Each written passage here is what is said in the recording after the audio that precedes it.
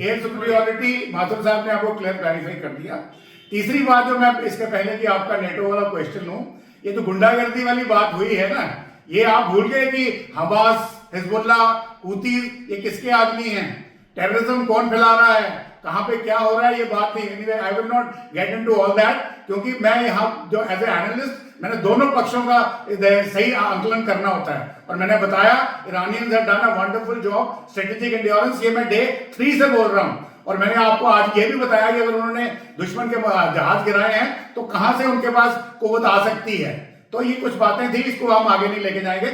जहां तक mark root की बात है, देखिए उन्होंने कन्विंस करना है डोनाल्ड ट्रंप को कि आफ्टर ऑल नेटो का चार्टर क्या है, नेटो का चार्टर है attack on one country will be considered as attack on that, मतलब इज अ डिफेंसिव चार्टर। तो ऑफेंस में तो मतलब ही कोई नहीं बनता, ये तो ट्रंप की गलती है।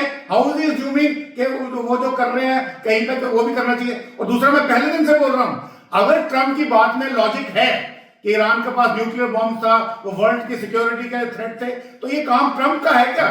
ये ट्रंप काम है United nation security council mandated multinational force का, ना कि अमेरिका का। तो ये दादागिरी हम नहीं चलते। ये तो आपके पैनलिस्ट ने कुछ बोला कि वही मानसिकता है हमारी गुलामी की, ऐसी कोई मानसिकता नहीं है।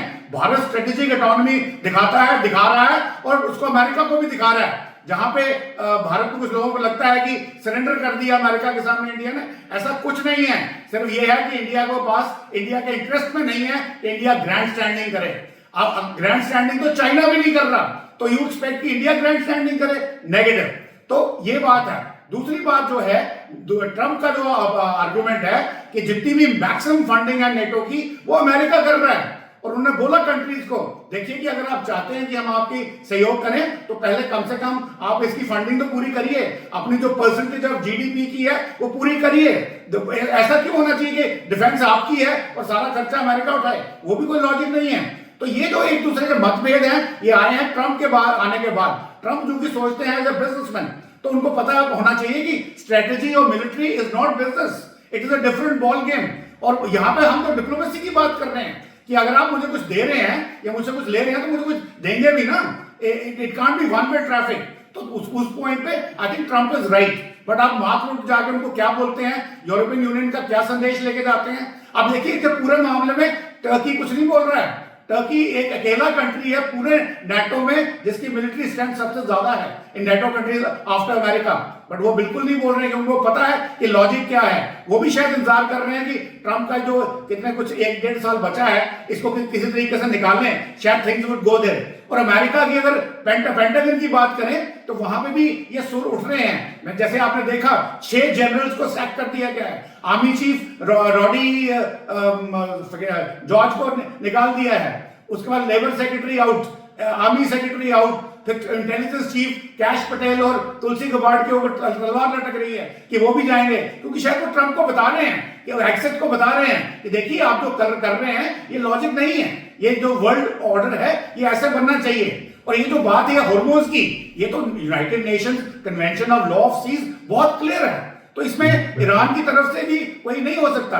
परंतु आज की डेट में जो लड़ाई चल रही है, तो मैं कहता हूं कि ईरान के हाथ में ये एक बड़ा जबरदस्त ब्रह्मास्त्र आ चुका है जिसको वो एक्सप्लॉइट कर सकता है। मगर अगर ईरान में जरा सी भी सही इंटेलेक्चुअल कैपेबिलिटी है तो वो इस ब्रह्मास्त्र को अपने फायदे के लिए यूज करेंगे ऑन दी डिप्लोमेटिक टेबल, ना कि अपनी बर्बादी करने के लिए। अगर वो इसको पकड़ के बैठ जाए, अमेरिका पाउंड करता रहेगा। अमेरिका की $36 ट्रिलियन इकोनॉमी है, उसके बाद बहुत सारे हथियार हैं, वो पूरे के पूरे ईरान को मटिया मेट कर देगा। हाँ, उसके बाद उसको ऑक्यूपाई करने की कैपेबिलिटी नहीं है, तो करने की जरूरत क्या है? आपके पास लॉन्ग रेंज वेपन्स है, आपके पास एयरफोर्स है, you keep destroying their all civilian targets, तो क्या बचेगा पीछे? तो ये मानवता के लिए एक बहुत बड़ी हार होगी। तो आप वो करवाना चाहते हैं। और यूक्रेन का एग्जांपल सामने नजर आ रहा है। रशिया आज तक 20% यूक्रेन कैप्चर कर पाया बड़ी मुश्किल से, वो भी क्योंकि वहां के लोग रशिया के फेवर में थे, इसलिए। Otherwise it is not possible. Militarily करना बिल्कुल इम्पॉसिबल है, पर आप अपना नुकसान क्यों करवाना चाहते हैं? मैंने आपको पहले भी बताया कि एक इस ट्रम्प कार्ड को पकड़िए, ब्रह्मास्त्र को पकड़िए और शर्तें अपने लेवल पे जो आपके हित में उनको बनाइए, और whole world will come to peace. Please like and subscribe.